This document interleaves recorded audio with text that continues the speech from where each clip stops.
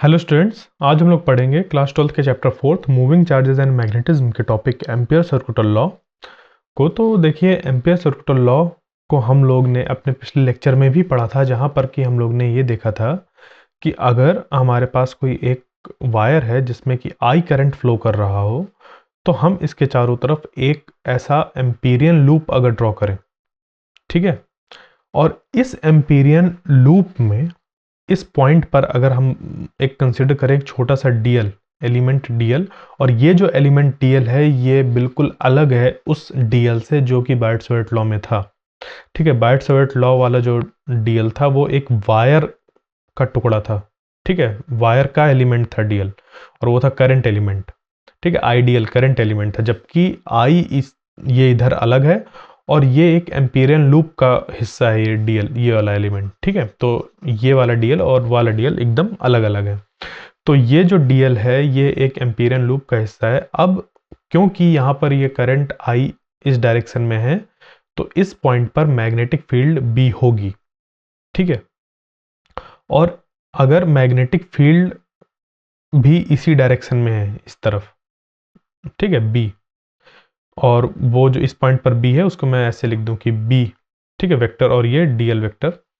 तो Ampere circular law ये कहता है कि line integral of B dot DL is equal to mu naught I, यानी कि line integral of magnetic field, ठीक है, ये बराबर होगा किसके, mu naught times I enclosed by that empyrean loop. इस एम्पीरियन लूप के अंदर ये जो करंट आई है उसको अगर हम लोग मल्टीप्लाई कर दें म्यू नॉट के, तो वो बराबर हो जाएगा बी डॉट डीएल, और उसका इंटीग्रेशन वो भी कैसा, closed integration along this Amperian loop. Clear? तो ये होता है हम लोग का एम्पियर सर्कुलर लॉ। अब इस लॉ की हेल्प से हम लोग क्या कर सकते हैं, जैसे कि अगर कोई एक ऑब्जेक्ट है जिसके अराउंड मैग्नेटिक फील्ड सिमेट्रिकल हो, तो हम उस मैग्नेटिक फील्ड बी की वैल्यू फाइंड कर सकते हैं। सिमिलरली जैसे कि हम लोग इलेक्ट्रिक फील्ड की वैल्यू फाइंड करते थे, एक स्ट्रेट वायर, एक स्ट्रेट चार्ज कैरिंग कंडक्टर था, उसके अराउंड इलेक्ट्रिक फील्ड हम लोग ने फाइंड करी थी गॉसेस लॉ की हेल्प से। यह एक स्फेयर था, एक यूनिफॉर्मली चार्ज्ड स्फेयर था, उसके इनसाइड, आउटसाइड और ऑन द सरफेस हम लोग ने इलेक्ट्रिक फील्ड फाइंड करी थी। तो ये जो ऑब्जेक्ट्स थे कैसे थे, सिमेट्रिकल थे।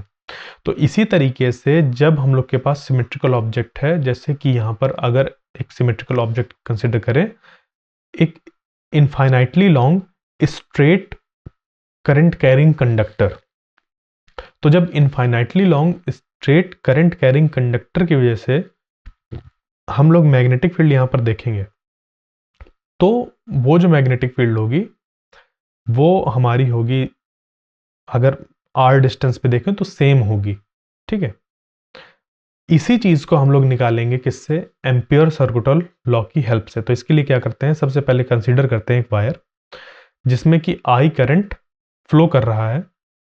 इस वायर के अराउंड हम लोग ने एक एम्पीरियन लूप ड्रॉ किया। क्या करते हैं, एक एम्पीरियन लूप ड्रॉ करते हैं, और उस एम्पीरियन लूप को हम लोग ने एक सर्कल के शेप में कंसीडर किया है। हम कैसा भी शेप ले सकते हैं, बट क्योंकि हम लोग को मैग्नेटिक फील्ड फाइंड करनी है इस वायर के अराउंड, तो जैसे कि हम लोग एक सिमेट्रिकल गॉसियन सरफेस लेते थे, वैसे ही यहाँ पर हम लोग सिमेट्रिकल क्या लेंगे, एक एम्पीरियन लूप को कंसीडर करेंगे।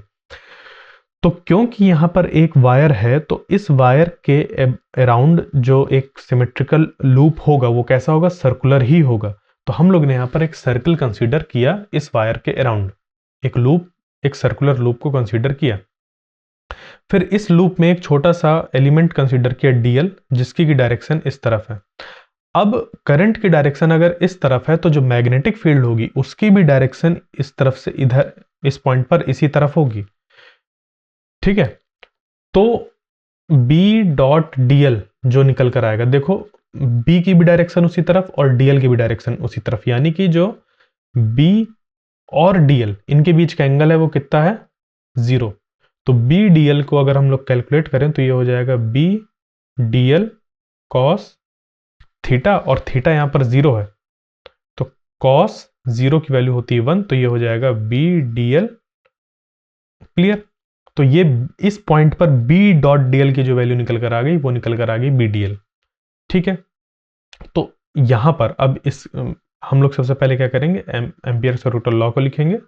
तो वो हो जाएगा B dot D L is equal to mu naught I, जहां पर आई है जो इस इंपीरियल लूप के अंदर टोटल करंट है वो है आई। उसके बाद अगला स्टेप जो हो जाएगा वो हो जाएगा ऐसा इंटीग्रेशन, और यहां पर लिख जाएगा बी डी एल। कैसे? इसकी वजह से B dot D L is equal to B D L cos theta, theta 0 है तो कॉस 0 की वैल्यू 1 आ गया बी डी एल, तो ये हो गया B D L is equal to mu naught I. उसके बाद अब क्योंकि हम लोग ने कंसीडर किया है एक इनफाइनाइटली लॉन्ग स्ट्रेट वायर और इसके चारों तरफ जो मैग्नेटिक फील्ड होगी वो यूनिफॉर्म होगी, तो बी यानी कि कांस्टेंट वो आ जाएगा बाहर, वो आ जाएगा इस इंटीग्रल के बाहर। ये देखिए क्लोज्ड इंटीग्रल है, इस तरीके का इंटीग्रल का जो साइन होता है ये बताता है क्लोज्ड इंटीग्रल, तो ये आ जाएगा बाहर, तो ये बचेगा अंदर B closed integral dl is equal to mu naught आई।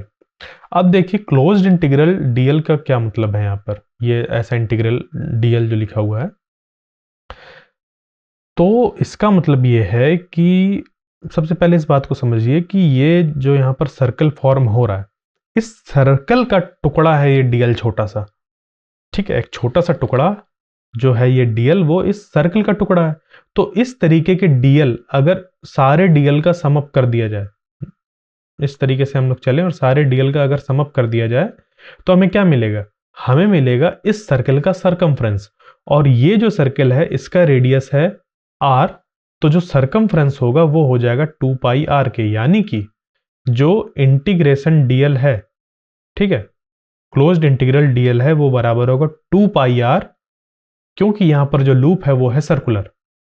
तो हम लोग क्या करेंगे, ये जो क्लोज्ड इंटीग्रल डीएल है इसकी जगह पर 2 पाई आर रख देंगे, तो ये हो जाएगा B 2 pi r is equal to mu naught I, और यहां से जब आगे बढ़ेंगे तो ये हो जाएगा B is equal to mu naught I upon 2 pi R, ये निकल कर आ गया। तो ये चीज हमारी निकल कर आ गई। मैग्नेटिक फील्ड एक infinitely long straight current carrying conductor, और उस कंडक्टर पर जो करंट है वो कितना है आई, उसके अराउंड आर डिस्टेंस पे जो मैग्नेटिक फील्ड है वो हम लोग को पता चल गई कितनी है, B is equal to mu naught upon 2 pi R है। ठीक है, यानी कि इस जगह से इधर इस पॉइंट की अगर डिस्टेंस आर है, इस पॉइंट की डिस्टेंस आर है, तो इस पॉइंट पर जो मैग्नेटिक फील्ड का मैग्नीट्यूड है वो है कितना, mu naught I upon 2 pi R. तो ये जो रिजल्ट है हम लोग का एम्पियर सर्कुटल लॉ से जो हम लोग ने मैग्नेटिक फील्ड निकाली इस इनफाइनाइटली लॉन्ग वायर की, वो बहुत इंपॉर्टेंट है कई वजह से। जैसे कि सबसे पहली बात कि जो यहाँ पर हम लोग का मैग्नेटिक फील्ड है, ठीक है, इस वायर के अराउंड एक सिलेंड्रिकल सिमेट्री होने की वजह से, ठीक है, एक सिलेंड्रिकल सिमेट्री होने की वजह से वो क्या कर रहा है, हम लोग का जो वैल्यू है मैग्नेटिक फील्ड की वो डिपेंड कर रही है आर पे। किस पे डिपेंड कर रही है, आर पे। क्यों? क्योंकि हम लोग देख रहे हैं B is equal to mu naught I निकल कर आ रहा है अपॉन 2 पाई आर। यहां पर जो मैग्नेटिक फील्ड की डिपेंडेंसी है वो कैसी है, B directly proportional to I है और B inversely proportional to R है। तो इसकी वजह से क्या हो रहा है, हम लोग क्या, और ये मतलब ये चीज निकल के क्यों आ रहा है, क्योंकि यहां पर इस वायर के अराउंड हम लोग को सिलेंड्रिकल सिमेट्री मिल रही थी, जिस वजह से जो मैग्नेटिक फील्ड है वो सिर्फ आर पे डिपेंड कर रही है। वरना अगर ये सिलेंड्रिकल सिमेट्री नहीं होती तो उस वजह से होता क्या कि मैग्नेटिक फील्ड सिर्फ आर पे ना डिपेंड करके मैग्नेटिक फील्ड आर, थीटा और फाई पर डिपेंड करती, जो कि हमारे सिलेंड्रिकल कोऑर्डिनेट्स के कोऑर्डिनेट सिस्टम के कोऑर्डिनेट्स होते हैं। ठीक है, सिलेंड्रिकल कोऑर्डिनेट सिस्टम के कोऑर्डिनेट्स होते हैं। तो sorry, R theta Z cylindrical coordinate के, वो आर थीटा फाई स्फेरिकल के होते हैं। तो आर थीटा जेड हम लोग के ये होते हैं सिलेंड्रिकल कोऑर्डिनेट के। तो अब यहाँ से ये चीज़ निकल कर आई कि अगर हमारे पास सिलेंड्रिकल सिमेट्री है तो पूरा का पूरा जो हमारा डिपेंड करेगा मैग्नेटिक फील्ड की वैल्यू, वो सिर्फ किस पे डिपेंड करने लगेगी, आर में, बाकी चीज़ों पे डिपेंड नहीं करेगी, जिसकी वजह से हमारा जो रिजल्ट है वो बहुत ज़्यादा सिंप्लीफाई हो जाता है मैग्नेटिक फील्ड की वैल्यू। तो देखिए एम्पियर सर्कुटल लॉ की हेल्प से हम लोग ने बहुत आसानी से मैग्नेटिक फील्ड की वैल्यू निकाल ली एक स्ट्रेट करंट कैरिंग वायर के अराउंड आर डिस्टेंस में कितनी होगी।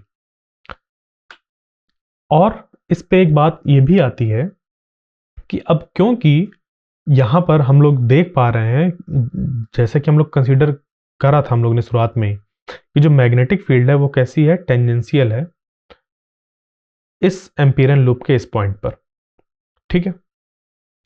तो इसकी वजह से हम लोग ये देख पा रहे हैं कि यहाँ पर जो मैग्नेटिक फील्ड है वो कैसा किस तरीके का शेप फॉर्म कर रही है, एक ऐसा कॉन्सेंट्रिक सर्कल्स फॉर्म कर रही है, ठीक है।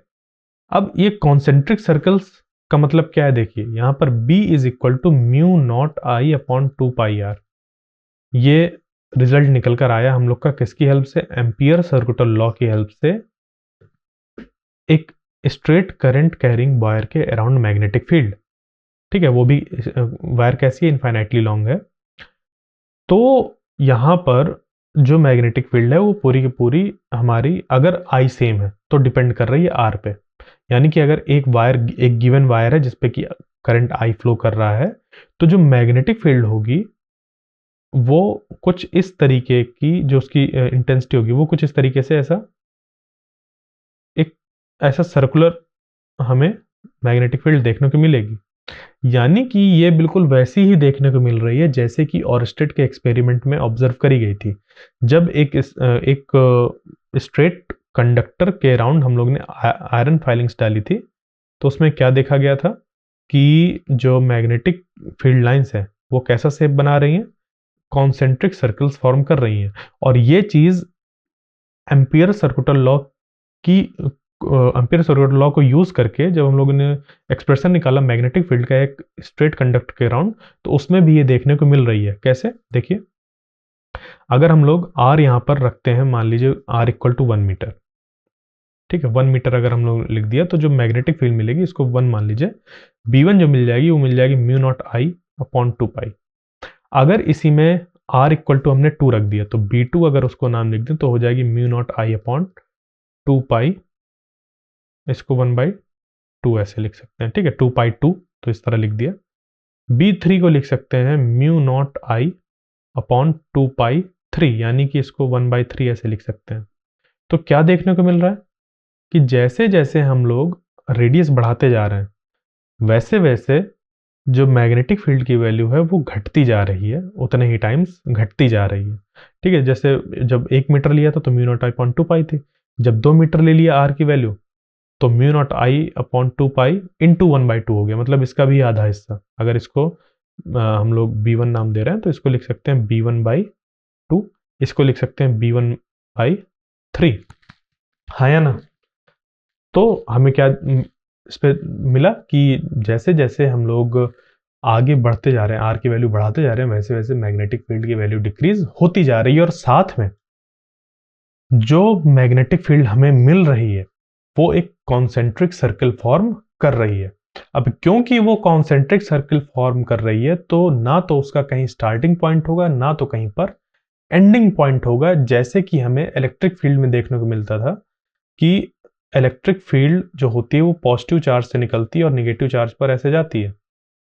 इलेक्ट्रिक फील्ड ऐसी थी ना कि जो इलेक्ट्रिक फील्ड होती है वो पॉजिटिव चार्ज से निकलती है और निगेटिव चार्ज पे टर्मिनेट होती है, जबकि मैग्नेटिक फील्ड के केस में magnetic field lines closed loops form कर रही हैं।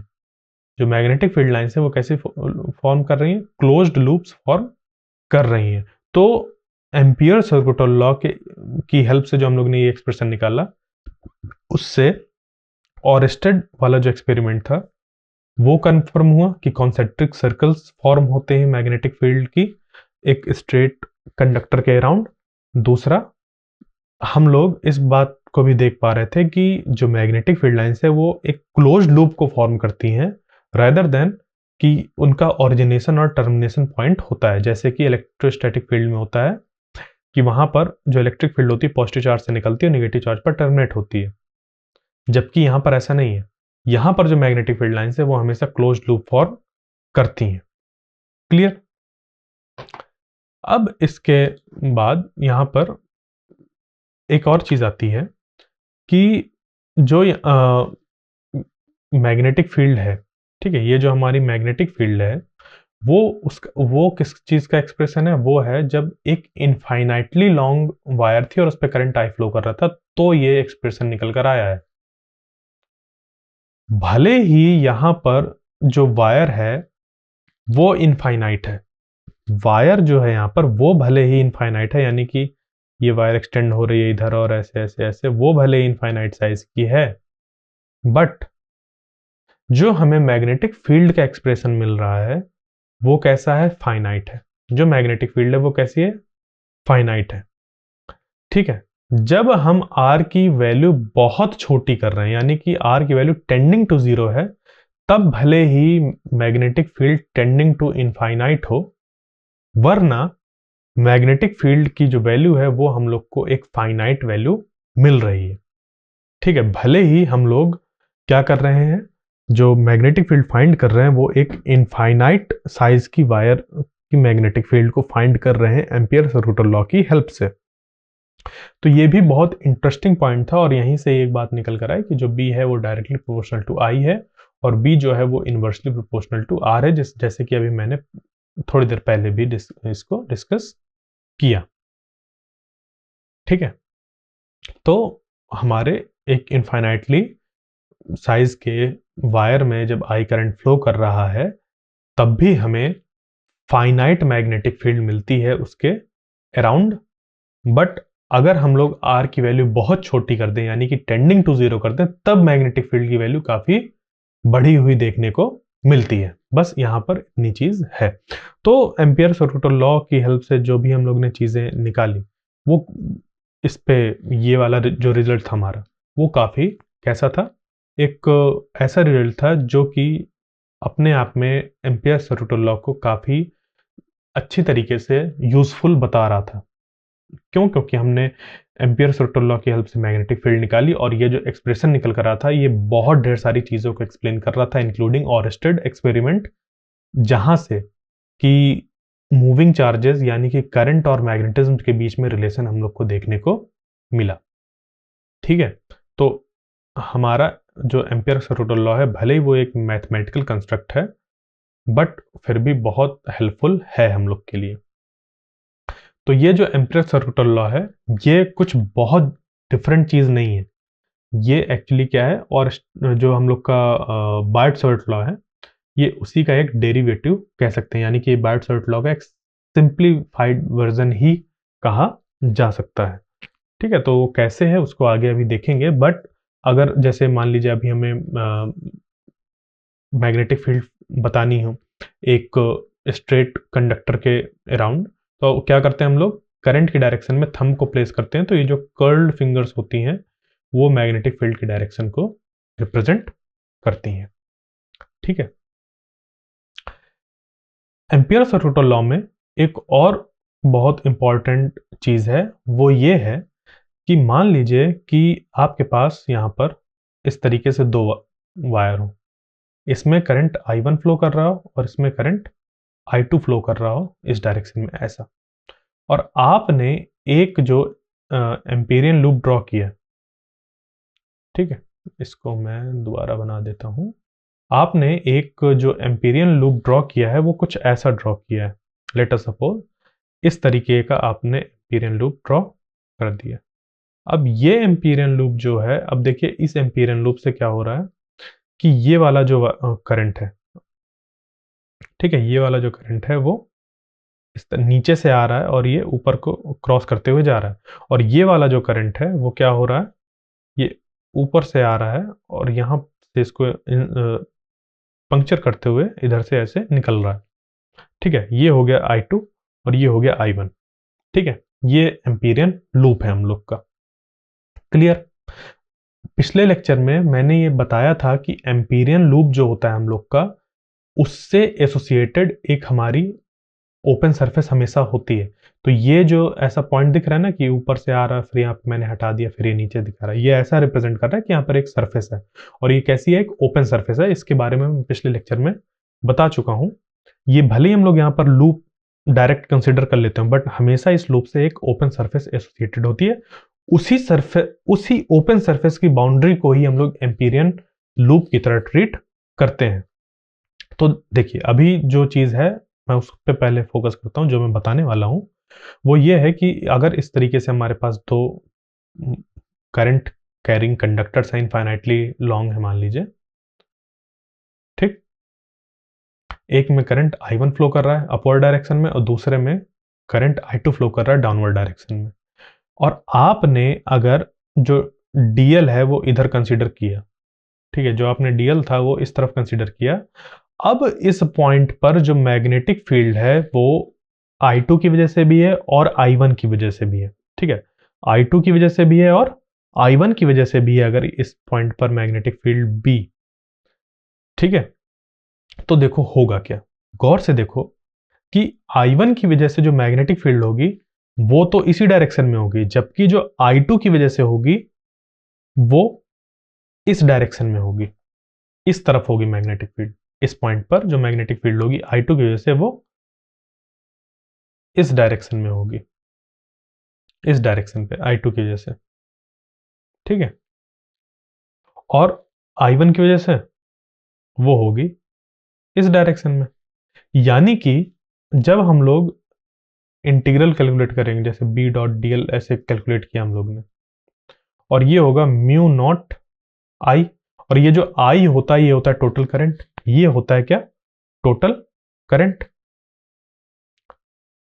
तो टोटल करंट अब कैसे हम लोग यहां पर निकालेंगे, तो टोटल जो करंट निकल कर आएगा आई, वो होगा I1 प्लस I2। अब ये जो I2 है क्योंकि वो अपोजिट डायरेक्शन में है I1 के, तो ये हो जाएगा I1 माइनस I2। और ये क्यों ऐसा हुआ, क्योंकि देखिए ये जो B है यहाँ पर, ये दो तरीके की मैग्नेटिक फील्ड का यहाँ पर सम है, एक तो है इस डायरेक्शन में और दूसरी है इस तरफ। दोनों की दोनों कैसी हैं, अपोजिट डायरेक्शन में, तो एक दूसरे के इफेक्ट को क्या करेंगे, कैंसिल आउट करेंगे बाय द सुपरपोजिशन प्रिंसिपल। तो उस चीज को इनकॉर्पोरेट करने के लिए जो यहां पर आई होगा इस एम्पीरियन लूप के अंदर, वो कंसीडर किया जाएगा नेट कितना करंट फ्लो हो रहा है, ठीक है। क्या कंसीडर किया जाएगा, नेट कितना करंट फ्लो कर रहा है। तो उस पे हम लोग ये ले लेंगे I1 माइनस I2। अब बात आती है कि किसको प्लस लिया जाएगा और किसको माइनस, क्योंकि हम लोग I2 को प्लस ले सकते थे और I1 को माइनस, यानी कि ऐसा लिखा जा सकता था I2 माइनस I1। ये आपस में तो एक दूसरे के अपोजिट है, बट किसको प्लस और किसको माइनस लिया जाएगा, तो वो डिपेंड करेगा कि हम लोग ने डीएल और जो डीएल है वो हम लोग ने किस डायरेक्शन पे माना है। तो देखिए डीएल हम लोग ने इस तरफ माना था, जो डीएल था वो हम लोग ने इस तरफ माना था, और इस डीएल की डायरेक्शन में जो मैग्नेटिक फील्ड होगी वो पॉजिटिव ली जाएगी, और वो जो यहां पर मैग्नेटिक फील्ड है डीएल की डायरेक्शन में वो है I1 की वजह से। किसकी हेल्प से हम लोग ने फाइंड किया, इस राइट हैंड थंब रूल की हेल्प से फाइंड किया। आप इस आई को जब अपने राइट हैंड में ग्रैब करेंगे तो थंब जो होगा वो करंट की डायरेक्शन में होगा, और ये जो कर्ल्ड फिंगर्स होंगी वो मैग्नेटिक फील्ड को रिप्रेजेंट करेंगी, जो कि बताएंगी इस पॉइंट पर कि मैग्नेटिक फील्ड इधर है। तो यहां पर इस I1 की वजह से जो B1 है उसकी डायरेक्शन और जो DL है उसकी डायरेक्शन सेम है, ठीक है, तो वो कंसीडर किया जाएगा पॉजिटिव। और जो यहां पर करंट I2 है उसकी वजह से मैग्नेटिक फील्ड होगी इस तरफ, और ये भी कैसे निकालेंगे हम लोग, राइट हैंड थंब रूल का यूज करके। तो डाउनवर्ड डायरेक्शन में जब इसको पुट करेंगे तो मैग्नेटिक फील्ड की डायरेक्शन वो इस तरफ से होगी, यानी कि DL और जो B2 मैग्नेटिक फील्ड है उसके बीच में एंगल है 180 डिग्रीज का, जिसकी वजह से माइनस साइन आएगा। तो उस माइनस साइन को हम लोग इस I2 में इनकॉर्पोरेट कर लेते हैं, ठीक है। तो क्या हम लोग करते हैं, यहां पर total magnetic field B dot DL, इसका line integral is equal to mu naught times I, और ये जो I होता है वो होता है total current, total current enclosed by Amperian loop, total current enclosed bye Amperian loop, और ये जो एम्पीरियन लूप के अंदर टोटल करंट है वो निकल कर आता है हम लोग का सारे करंट का एल्जेब्रिक सम लेने से। और एल्जेब्रिक सम कैसे देखते हैं हम लोग, किसको पॉजिटिव और किसको निगेटिव लेंगे, तो जो हम लोग ने डीएल कंसीडर किया है उसकी डायरेक्शन में जो मैग्नेटिक फील्ड होंगी और वो मैग्नेटिक फील्ड जिस करंट की वजह से होगी वो सारे करंट हम लोग कैसे लेंगे, पॉजिटिव लेंगे। और जो मैग्नेटिक फील्ड इस डीएल के अपोजिट डायरेक्शन में होगी, जैसे कि B2 अपोजिट डायरेक्शन में थी और ये B2 किसकी वजह से, I2, तो इन I2 को लेंगे निगेटिव। ठीक है, तो इस तरीके से हम लोग का टोटल करंट ये जो I है वो किसके बराबर हो जाएगा, I1 माइनस I2 के। और फिर जब हम लोग B को कैलकुलेट करेंगे तो हमारी B जो B1 और B2 का वेक्टर सम होगा, यानी कि सुपरपोजिशन प्रिंसिपल के बाद जो वैल्यू होगी वो हम लोग को पता चल जाएगी। ठीक है, तो एम्पियर सर्कुलर लॉ जो है वो बहुत ही हमारा एक पावरफुल टूल है इस तरीके की प्रॉब्लम्स को सॉल्व करने के लिए। साथ ही इसके जब हम लोग आगे आने वाले लेक्चर्स पे एग्जाम्पल्स और एप्लीकेशंस को देखेंगे तब और समझ पे आएगा कि एम्पियर सर्कुलर लॉ और ज़्यादा कितना बढ़िया हम लोग का वर्क करता है। बट आपको ध्यान क्या देना है कि हमेशा एम्पियर सर्कुलर लॉ को लगाते हुए इस बात का ध्यान देना है कि ये जो आई होता है ये एम्पीरियन लूप के अंदर जितना भी करंट होता है उसका होता है टोटल करंट की वैल्यू, और ये जो बी होता है ये बी इस एम्पीरियन लूप के पॉइंट पर टोटल मैग्नेटिक फील्ड इन सारे करंट की वजह से। ठीक है, और फिर जो यहां पर हम लोग आई की वैल्यू टोटल देखते हैं उस पर किसको प्लस और किसको माइनस लेते हैं वो डिपेंड करता है कि हम लोग ने डीएल की डायरेक्शन किधर मान रखी है। डीएल की डायरेक्शन वाले जितने भी मैग्नेटिक फील्ड होंगी इस पॉइंट पर, डीएल की डायरेक्शन में जितने भी मैग्नेटिक फील्ड होंगी उन सभी के करंट पॉजिटिव कंसीडर किए जाएंगे जैसे कि यहां पर किया। और डीएल की डायरेक्शन के अपोजिट जैसे कि यहां पर B2 है वाली जो मैग्नेटिक फील्ड है उस तरीके के जितने भी करंट होंगे जैसे कि यहां पर I2 है उसको निगेटिव कंसीडर किए जाएंगे। तो I1 माइनस I2 हो गया इस टोटल करंट की वैल्यू, और यहां पर पुट करके हम लोग की मैग्नेटिक फील्ड इस पॉइंट पर ये जो B टोटल मैग्नेटिक फील्ड है वो हम लोग को पता चल सकती है, या हम लोग का एम्पियर जो हमारा एम्पियर सर्कुलर लॉ है इस तरीके से लिखा जाएगा। क्लियर, तो ये सारी चीजें थी जो कि हमें एम्पियर सर्कुलर लॉ से रिलेटेड जानना जरूरी है। साथ ही में इस बात को मैं पहले भी बता चुका हूं कि जो एम्पियर सर्कुलर लॉ है वो एकदम अलग नहीं है, वो बायोट-सावर्त लॉ का ही एक क्या है, रूप कह सकते हैं उसको। बायोट-सावर्त लॉ से ही निकल कर आया है वो, और ये दोनों क्या करते हैं, मैग्नेटिक फील्ड को रिलेट करते हैं करंट के साथ। बायोट-सावर्त लॉ पे भी यही होता है, dB is equal to mu naught upon 4 pi ideal sine theta upon R square. और एम्पियर सर्कुलर लॉ होता है line integral of B dot DL around the amperian loop is equal to mu naught times the current enclosed by mu naught times the current enclosed by that empyrean loop, यानी कि उस empyrean loop के अंदर जितना भी current होगा वो यहाँ पर टोटल करंट लिखा जाएगा। और टोटल करंट लिखने का रूल क्या है वो मैंने अभी पहले बता दिया है। ठीक है, ध्यान दीजिएगा ये जो डीएल है और ये जो डीएल है वो एकदम डिफरेंट है। ये डीएल जिस वायर में करंट फ्लो कर रहा होता है उसके टुकड़े होते हैं ये, और ये जो डीएल होता है ये एम्पीरियन लूप के टुकड़े होते हैं जो कि करंट से बहुत दूर बनाए जाते हैं। ठीक है, करंट कैरिंग कंडक्टर से बहुत दूर बनाए जाते हैं। ठीक, दूसरी चीज जो हमारा एम्पियर्स लॉ है वो जैसे रिलेटेड है बायोट-सावर्त लॉ से, वो बिल्कुल वैसा ही रिलेटेड है जैसे कि गॉसेस लॉ रिलेटेड होता है कूलम्ब्स लॉ से। ठीक है, ये एक कूलम्ब्स लॉ की तरह रिलेशन दिख रहा होगा, यानी कि जैसे कूलम्ब्स लॉ से हमारा इलेक्ट्रिक फील्ड की एक्सप्रेशन निकल कर आता है 1/4πε0 Q अपॉन R स्क्वायर, और फिर E dot A is equal to निकल कर आता है Q/ε0। ये गॉसेस लॉ है, यानी कि ये फाई हो जाता है, ये phi is equal to Q/ε0, ये गॉसेस लॉ है। और ये कूलॉम्स लॉ से इलेक्ट्रिक फील्ड का एक्सप्रेशन निकल कर आता है। तो जैसे गॉसेस लॉ इससे रिलेटेड है, वैसे ही एम्पियर सर्कुटल लॉ रिलेटेड है बायट-सवर्ट लॉ से। क्लियर? दोनों ही, चाहे ये एम्पियर सर्कुटल लॉ हो चाहे गॉसेस लॉ हो, ये दोनों क्या करते हैं, ये दोनों रिलेट करते हैं। जैसे कि मैं पहले गॉसेस लॉ पे बताऊं कि गॉसेस लॉ क्या करता है, ये रिलेट करता है किसी चार्ज कन्फिग्रेशन की वजह से जो टोटल चार्ज Q है, इस टोटल चार्ज Q की वजह से चारों तरफ इलेक्ट्रिक फील्ड होगी। तो इस सरफेस पे जो इलेक्ट्रिक फील्ड है उसको रिलेट करता है इस गॉसियन सरफेस के अंदर जो चार्ज मौजूद है उससे। उसी तरीके से ये सरफेस स्फेरिकल सरफेस हम लोग कंसीडर करते हैं, एक चार्ज के अराउंड ये स्फेरिकल सरफेस है, ठीक है। उसी तरीके से यहां पर एम्पियर सर्कुटल लॉ में जैसे एक वायर है, वायर के अराउंड हमने एक एम्पीरियन लूप ड्रॉ किया। क्या ड्रॉ किया? एक एम्पीरियन लूप ड्रॉ किया। तो ये जो एम्पीरियन लूप होता है, ठीक है, ये जो एम्पीरियन लूप होता है, ये एम्पीरियन लूप क्या करता है, ये रिलेट करता है मैग्नेटिक फील्ड जो मौजूद है इस एम्पीरियन लूप में, उसको, जो कि इस एम्पीरियन लूप के अंदर करंट मौजूद है। बात समझ पे आई?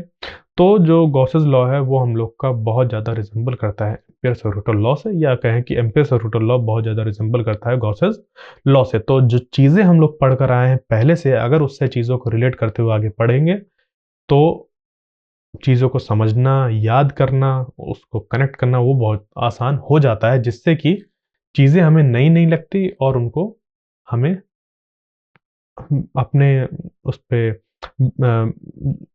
सब्जेक्ट में इम्प्रूव करने में बहुत हेल्प मिलती है। वरना होता क्या है कि हर एक चीज़ को जब हम नए तरीके से पढ़ते हैं तो उस पे बड़ी डिफ़िकल्टी आती है।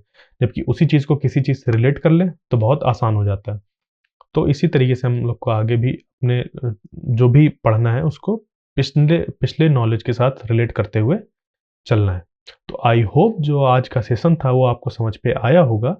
नेक्स्ट लेक्चर में हम लोग इसी एम्पियर सर्कुलर लॉ से रिलेटेड एक एग्जाम्पल और साथ ही में फिर इस एम्पियर सर्कुलर लॉ का एक एप्लीकेशन देखेंगे सॉलिनॉइड की मैग्नेटिक फील्ड को फाइंड करने के लिए। तो तब तक के लिए थैंक यू।